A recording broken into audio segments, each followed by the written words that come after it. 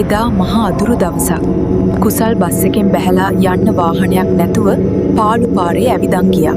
මේ පාළු පාරේ කොයි තව දුර තරම් කියලා යන්නද? කුසල් බයෙන් සින්දුවක් කියන් යනවා. වතුර එකක්වත් බොන්න තැනක් හොයාගෙන. මං හිතන්නේ මේ ගෙදර කවුරු හරි කෙනෙක් ඉන්නවා ඇති. ගිහින් බලනවා. ෆෝන් එකවත් චාර්ජ් කරගන්න ඕන.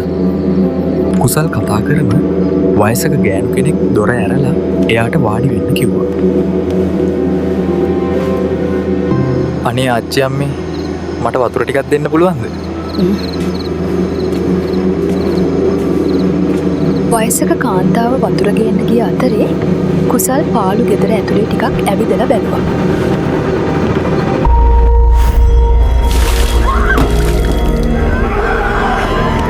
කුසල් බයෙන් දුවන් යද්දි ත්‍රීවීල් එකක් දැකලා එකට නවත්තලා නගිනවා. මේ පැත්ත හරි අමුතුයි නේද? මම මාර බේරිල්ලක් බේරුනේ.